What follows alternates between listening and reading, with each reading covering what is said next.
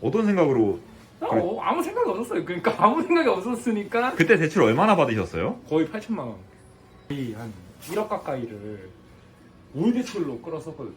그냥 다크트랑 뭐 이런 거 다 해서. 왜냐면 저희가 페인트 칠도 저희가 직접 했고 타일이랑 뭐 스탱 작업 뭐 그 정도랑 가스 뭐 변기 승합 다크나 뭐 그 정도까지만 이제 다 한 거고 바닥이랑 수도 이런 거만 500에 다 딱 쳐낸 거고 나머지 이제 집기류랑 해서 한 500 정도 해서 1000만 원 정도? 만약에 2천만 원이 없는데 이런 걸 하고 싶으면 어떻게 해야 되죠?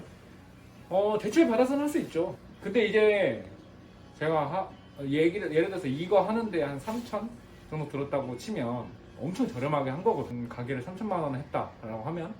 근데 이제 뭐 물론 배달 사업을 5천만 원 돈 밑으로 이제 보통 할 수는 있거든. 이제 그 정도 금액을 한 푼도 없이 대출 받아서 한다? 예전에 저라면 가능했는데 지금 장사를 하는 저로선 솔직히 그거는 좀 힘들 수 있다. 지금은 이제 어느 정도 돈이 있고 그 다음에 부족한 부분을 좀 채우는 정도로만 쓰는 정도로 써야지 올 대출은 저는 좀 비추.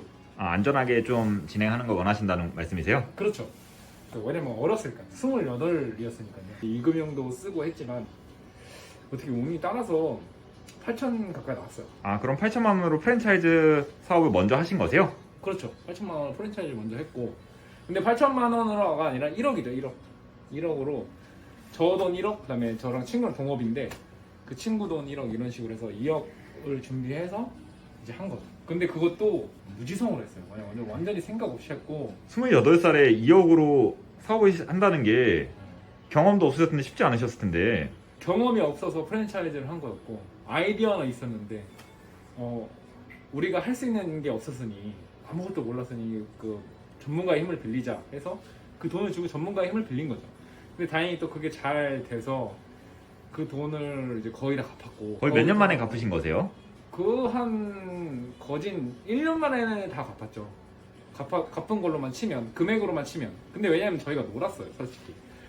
그래서 갚는 데는 2년 걸렸고 거진 그냥 버는 대로 놀아가지고 여행 다니고 좀 벌린다고 정신 못 차려가지고 맨날 놀고 막 뭐 옷 사고 명품 사고 이러다가 지금 꼬라지를 보내고 지금 이렇게 그냥 9,000원짜리 모자에 그냥 10,000원짜리 경량 패딩에 앞치마 메고 일을 하는데 그때 당시에는 이제 벌었으니까 그거 좀 번다고 한 달에 6,700만 원 벌린다고 친구는 저랑 둘이서 이렇게 나눠 갔는데도 그 정도 남았거든요. 거의 밤 오토로 돌리고서는. 그러니까 이제 돈 벌린다고 이제 놀러 다녔죠 맨날. 그러다가 이제 대출금을 훨씬 빨리 갚을 수 있었는데 계속 이게 조금씩 갚으면서 이제 하다가 한 2년 정도 만에 거의 다 갚았어요. 그래서 갚긴 다 갚았는데 다행히 운이 좋아서. 어떻게 보면 돈에 대한 지식이 없으셔가지고 좀 많이 벌었을 때 저축을 많이 못 해놓으셨던 거네요. 그쵸. 더 많이 벌었을 때 더 저축을 잘 못했고 그리고 그거를 잘 운영을 못했죠. 그래서 그냥 거의 다 썼어요. 그냥 2년 가까이 번 거를. 그리고 이제 2년쯤 후에 어느 정도 대출 좀 갚으면서 조금 힘들었어요. 가게가. 그때 이제 정신이 좀 들었죠. 그때 사장님 돈 많이 버실 때 막 여자친구한테 명품백도 사주셨잖아요. 이거는 지워주세요. 이거는 커트. 그리고 나서 이제 좀 힘들었을 때 많은 걸 느꼈죠. 이제 하루하루가 스트레스. 하루에 원래 100만 원, 120만 원 매출이 됐거든요. 처음에 평일에. 하루 매출이 100만 원. 그냥 하루 평일 매출이 이제 저희가 이제 뭐 어떤 거라고 말씀드리긴 좀 그런데 프랜차이즈고 저렴한 이제 제품을 파는데 근데 이제 거의 이제 많이 팔아야 많이 남는 그런 구조예요. 근데 이제 한 4,000원 돈, 5,000원 미만의 돈으로 가격으로 팔아서 하루에 한 120, 130 정도 팔았고 주말에는 250 이 정도 팔았거든요. 주말 하루에. 그러니까 이제 거의 일주일에 한 1,000원 넘게 팔았던 거죠. 그럼 월 매출이 얼마나 나오셨어요? 한 5,000에 6,000 정도 나왔다고 봅니다. 잘 나갈 때는 6,000까지도 나왔고 1,000만 원어치 팔았는데도 순 마진은 몇 퍼센트 정도였어요? 한 23% 정도 됐던 것 같아요. 21.3. 그리고 직원을 한 10명 가까이 쓰면서 해보니 한 600 정도 남더라고요. 각각. 그러니까 만약에 혼자 셨으면 한 1,200에서 1,500 정도 남으셨을 거예요. 저희는 한 600에서 700 정도 남았으니까. 근데 이제 그렇게 했을 때 그 정도 벌면서 거의 이제 일주일에 한 2, 3일밖에 일을 안 했던 거죠. 일주일에 2, 3일 하면서 1200씩 남으시면 엄청 많이 남으시는 건데 근데 이제 그거를 이제 잘 관리를 못했던 거예요. 버는 만큼 쓰는 파이가 늘어나잖아요. 그만큼 이제 썼던 거죠. 그래서 이제 많이 썼고 그러다가 이제 한번 이제 이제 상황에 안 좋아지기 시작했어요. 코로나, 나체가, 뭐 계란가 뭐 이런 게 폭등한다던가 원자재 값이 이제 폭등하면 저희 같은 이제 음식 장사하는 사람들 정말 힘들어지거든요. 그럼 사장님도 가격을 올리시면 되는 거 아닌가요? 그게 이제 프랜차이즈 같은 경우는 뭐 저희 마음대로 될 수 있는 게 아예 아무것도 없다 보시면 되니까 뭐 올리고 싶다 해도 올릴 수 있는 게 아니었고 올린다고 하면 이제 10,000원짜리를 11,000원 올리는 것과 이제 3,000원짜리를 5,000원 올리는 거랑은 좀 느낌이 아예 다르거든요. 저희는 또 저렴한 가격대였는데 이게 거의 4,000원, 5,000원 돼버린 햄버거 가격이 돼버리니 요거 먹을 바에 햄버거 먹지 약간 이런 생각이 드는 경우도 좀 생기고 이제 아무래도 매출에 타격이 분명히 있었어요. 그래서 그때 한창 뭐 120만 원, 130만 원 평일에 팔았는데 평일 매출 40만 원, 50만 원 이렇게 나올 때도 있었고 그러다 보니까 가지고 간 돈이 거의 200만 원, 300만 원 이 정도밖에 안 될 때가 있었어요. 알바생도 점점 줄여가고 물론 그런 상황에서도 일은 많이 안 했어요. 저희는 왜냐하면 보면은 보통 가게 사장님들이 다 거의 풀빵을 뛰더라고요. 진짜 다 완전 올인해서 계속 가게에 붙어 있으시면서 근데 저희는 그렇게 하면 사업이 아니라 생각합니다. 저희 생각과의 어긋나요. 그 시간에 어떤 걸 하셨어요? 저희는 그냥 제 시간을 쓰는 거죠. 제가 그냥 놀고 여행 다니고 뭐 먹고 싶은 거 먹고 근데 이게 어떻게 보면은 좀 미련한 거구나 좀 그렇게 생각할 수 있는데 저는 그것 때문에 사업을 계속 해 나갈 수 있었던 것 같아요. 오히려 힐링, 그러니까 좀 약간 여유를 찾고 그렇죠. 또 다른 할 일을 찾으면서 그 시간들을 통해서 배우는 게 되게 많았거든요. 놀면서 배우는 게.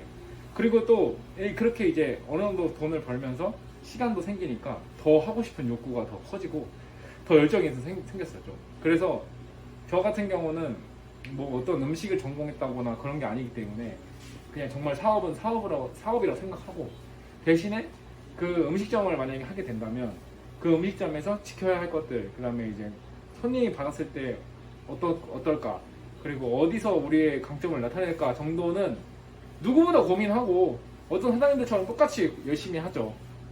일할 때는 논다는 게 아닙니다. 일할 때는 정말 열심히 일하고 그 프로그램을 다 만들어 놓고 그리고 이제 거기에 이제 저 대신 일할 친구를 정치과 친구들을 사람을 찾는 게 저의 어떻게 보면 저희의 사업 수완?